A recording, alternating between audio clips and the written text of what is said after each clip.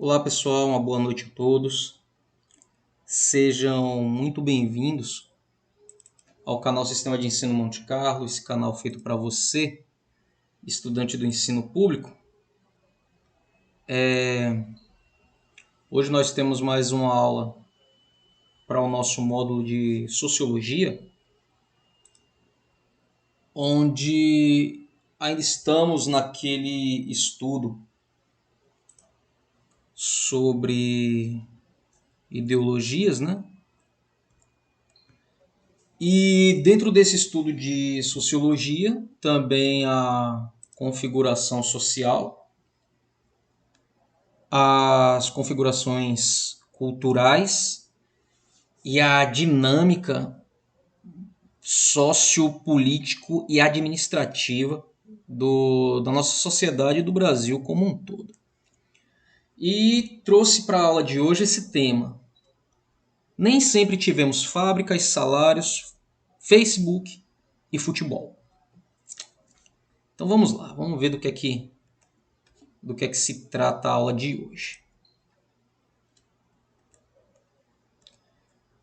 Então, turma, desde as eras mais remotas, mais especificamente para a história, os seres humanos precisam enfrentar os diferentes meios físicos da natureza na sua luta pela sobrevivência, ou sua própria sobrevivência. Esse conflito entre o homem e a natureza, através dos tempos, deu origem a diversas e distintas formas de organização e cultura dos seres humanos entre si. Com o contato entre os homens, estabeleceu-se regras de convívio e fez surgir diferentes agrupamentos identificados por características comuns entre os membros do grupo, tais como uma determinada crença sobrenatural, a solidariedade necessária à caça de um animal selvagem de grande porte, só para ficar nesses dois exemplos. São esses pequenos grupos que vão estabelecer o surgimento, mais tarde, de coletividades maiores, mais complexas, que podemos chamar de sociedade humana. Para mais detalhes, as nossas aulas, a nossa playlist de história, dá uma passadinha nas aulas de antiguidade. Antiguidade e pré-história. Alguns pontos de pré-história também são muito interessantes, principalmente os estudos sobre os incas, os astecas e os maias, e também os povos nativos da América do Sul, pré-colombiana.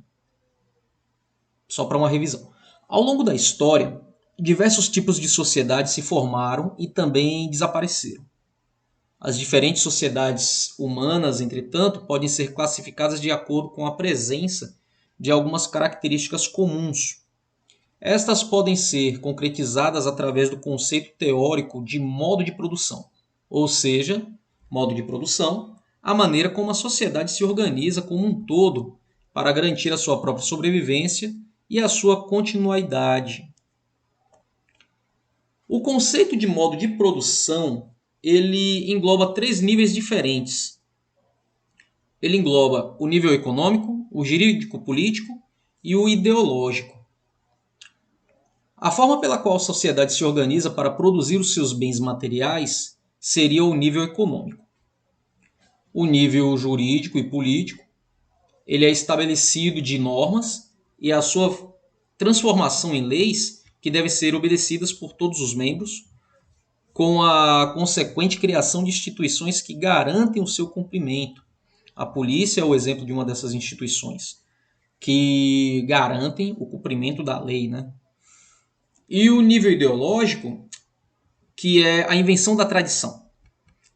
A invenção de costumes e ideias que devem ser entendidas como naturais e que por isso devem ser seguidas por todos aqueles que pertençam a uma determinada coletividade e representam a forma pela qual aquela sociedade vê e analisa o mundo como um todo.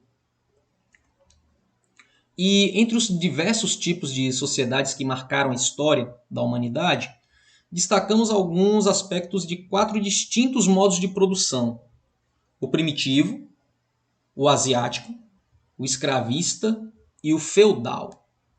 Antes, porém, compreendemos alguns conceitos básicos que ajudam a explicar essas diferentes maneiras que o homem encontrou para se organizar coletivamente e esclarecendo assim o conceito referente ao chamado nível econômico dos modos de produção, o seu aparato jurídico, político e o ideológico. Nas nossas aulas de história, nós explicamos isso com mais detalhe, mas só para a nível de fechamento da aula, esses 3 modos de produção são os modos de produção que vão embasar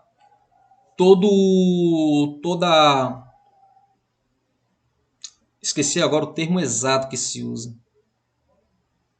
Toda a burocracia da sociedade. Tá? Porque a maioria das sociedades elas vão se formar com um conceito de coletividade, mas quando algumas sociedades elas entendem o direito de posse, aí eles passam a usar da burocracia. Essa burocracia ela foi primitiva em certo tempo, quando houve um líder que ele instituiu as suas sociedades, as suas comunidades próximas de rios. Isso aí foram as sociedades que se formaram no deserto, por exemplo, como os egípcios, como o povo da Mesopotâmia, de modo geral, os babilônicos, enfim. E esse modo primitivo, ele é muito semelhante ao modo de produção asiático, tá? Porque do primitivo, quando se entende a necessidade de burocratizar, que eles vão se estabelecer próximo de rios.